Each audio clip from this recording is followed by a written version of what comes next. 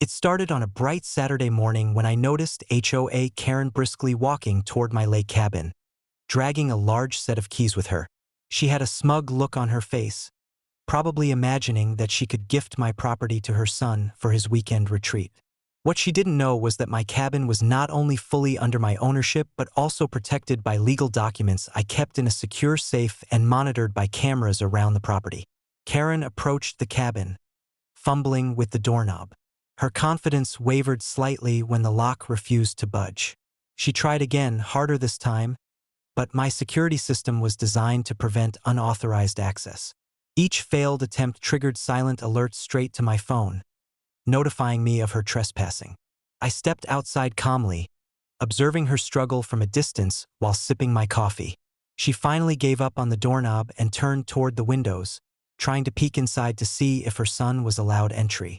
Little did she know, the cabin's interior was rigged with sensors connected to a remote-controlled fence I had installed around the property perimeter.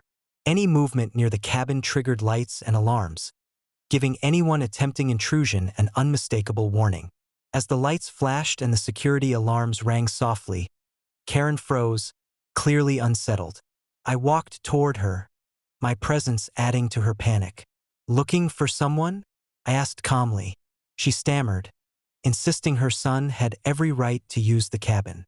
I shook my head and reminded her that my land and cabin were private property. "You can't gift what isn't yours," I said, gesturing to the legal deeds I held in my hand.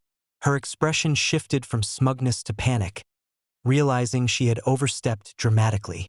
Just then, my son, a trained Marine stationed nearby, arrived in his truck. He stepped out, surveying the scene like a professional. Karen's jaw dropped. She hadn't expected a uniformed officer, or rather, someone with my son's training, to appear so quickly. I watched as she tried to explain herself, but her words fell flat.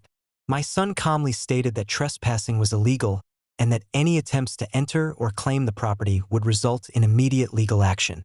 Seeing no way to manipulate the situation, Karen turned her attention to leaving, but I decided to add a gentle reminder.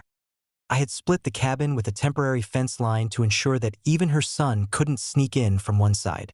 She froze again, realizing that every path to access the property was blocked, legally and physically. Her eyes darted between my son, me, and the barriers I had set up.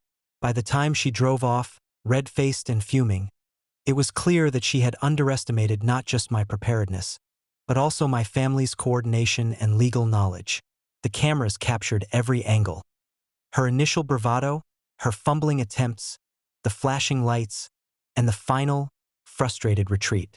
I reviewed the footage with my wife, smiling at the clear lesson Karen had just learned. Trespassing wasn't just illegal, it came with consequences.